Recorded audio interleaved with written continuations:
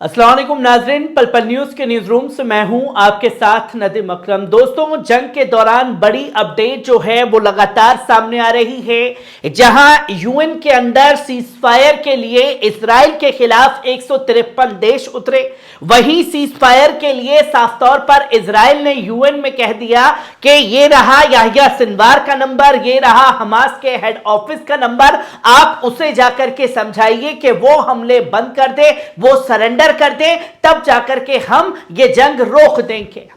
तो वहीं अबू हमजा का भी बयान सामने आ गया, जहां अबू हमजा ने कहा कि हम सफेद तिरंगा नहीं लहराएंगे और जितनी लंबी चाहे जंग को इजराइल चलाना चाहे, हम उतनी लंबी जंग चलाने के लिए इजराइल के साथ तैयार हैं। यमन अलग हमले कर रहा है, हिजबुल्लाह अलग हमले कर रहा है, इस्लामिक रेजिस्टेंस सीरिया इराक में अमेरिका पर अलग हमले कर रहा है। और ऐसे में जो देश शुरुआत में चेतावनी दे रहे थे, धमकी दे रहे थे कि हम ये कर देंगे, हम वो कर देंगे, और अब जो है हम अपनी फौज भेजने वाले हैं, हमारे सब्र का इम्तिहान जो है खासतौर पर इजराइल ना ले, और ये तमाम शब्दों का इस्तेमाल किया गया तुर्की के राष्ट्रपति रसब तैयब अर्दोगान द्वारा, जो अपने आप को दुनिया भर के मुसलमानों का खलीफा मानने लगे थे। और मुस्लिमों के खलीफा मानने वाले तुर्की के राष्ट्रपति रसब तैयब अर्दोगान के ऊपर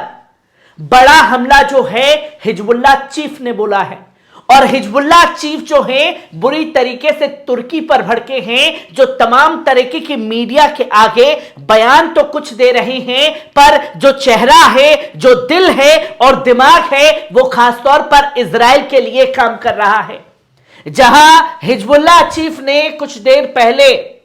इस तस्वीर को साझा करके दुनिया को और तुर्की को आईना दिखाया और बताया कि देखिए कि कैसे एक मुखौटा जो है कैमरे के आगे रसब तैयब अर्दोगान ने ओढ़ रखा है। वो मुखौटा तो फिलिस्तीन का है, पर जब मुखौटा उतारते हैं तो चेहरा और दिल इजराइल का है। और इसी को लेकर के कड़ा मैसेज खासतौर पर दुनिया भर के लोगों द्वारा दे दिया गया हिजबुल्लाह चीफ द्वारा, जहां हिजबुल्लाह चीफ ने बोला, anyone who on media shows his support for Palestine but behind the curtain is still in all sort of deals of activities with Israel, जो पूरी तरीके से अपनी डील हो, चाहे पर्दे के पीछे का खेल हो, उसके पीछे रसब तैयब अर्दोगान इजराइल और अमेरिका के लिए काम कर रहे हैं, जो कि कड़ी फटकार लगाई है। और साफ तौर पर हिजबुल्लाह चीफ ने बोला है कि रसब तैयब अर्दोगान को ये जो हिपोक्रेसी वो कर रहे हैं, इसे बंद करना चाहिए। जंग के 67वें दिन भी आप सिर्फ कैमरे के आगे अच्छी अच्छी बातें तो कर रहे हैं, पर कैमरे के पीछे आपका खेल दुनिया देख और समझ रही है। जहां इससे पहले भी तुर्की के राष्ट्रपति रसब तैयब अर्दोगान पर हमला बोल करके Hezbollah chief Sayyed Hassan Nasrallah ने यह पैगाम दुनिया के सामने रखा, और दुनिया भर के लोग अब इस बात से एग्री करने लगे हैं कि क्या मजबूरी है कि जो कठपुतली रसब तैयब अर्दोगान बने हुए हैं खासतौर पर इजराइल और अमेरिका के, जहां एक पर्दा है, पर्दे के आगे कैमरा और कैमरे के आगे रसब तैयब अर्दोगान, और धमकी कि हम ये कर देंगे, हम वो कर देंगे, अब बस बहुत हो गया, हम दोस्ती खत्म करते हैं, हम रिश्ते खत्म करते हैं, सिर्फ कैमरे के आगे। और कैमरे के पीछे क्या खेल चल रहा है, इसे भी सैयद हसन नसरुल्लाह ने दुनिया के सामने रखा। और सिर्फ यही पैगाम सामने नहीं आया है, बल्कि जमीनी जंग में इजराइल का बड़ा नुकसान भी आज खास तौर पर हुआ है, जहां 40 से ज्यादा इजरायली सैनिकों को ढेर करने का काम किया गया है, जो कि गाजा के अंदर ही एक रिपोर्ट सामने आई कि महज 8 सैनिक जो हैं, कोई कमांडर है, कोई बड़े बड़े पदाधिकारी हैं, कोई ब्रिगेडियर है, इन तमाम 8 लोगों को ढेर करने का काम अल कस्साम ब्रिगेड द्वारा जो है वो किया गया गाजा के अंदर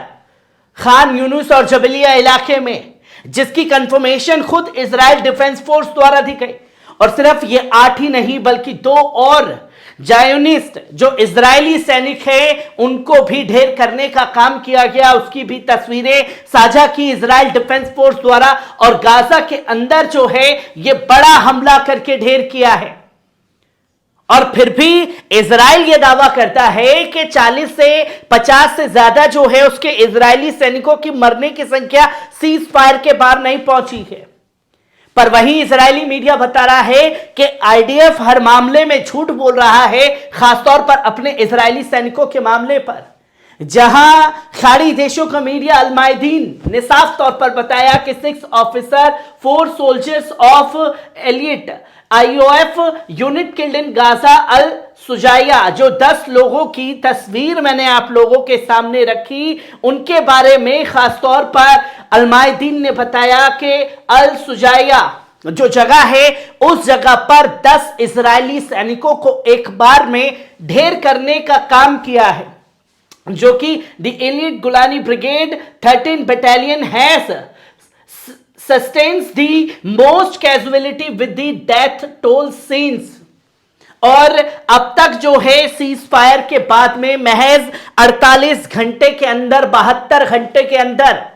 41 से ज्यादा इजरायली सैनिकों को ढेर करने का काम जो है अल कस्साम ब्रिगेड द्वारा किया गया, जिसकी जानकारी अल मायदीन ने दुनिया के सामने रखी। तो वही आप देख रहे होंगे कि तमाम लोगों को गिरफ्तार करके एक चलन चल गया है इजराइल डिफेंस फोर्स का कि लोगों के कपड़े उतरवाए जाते हैं और कपड़े उतरवाने के बाद फोटो खिंचवाई जाती है, बताया जाता है कि पकड़ लिया हमने हमास के लोगों को पकड़ लिया।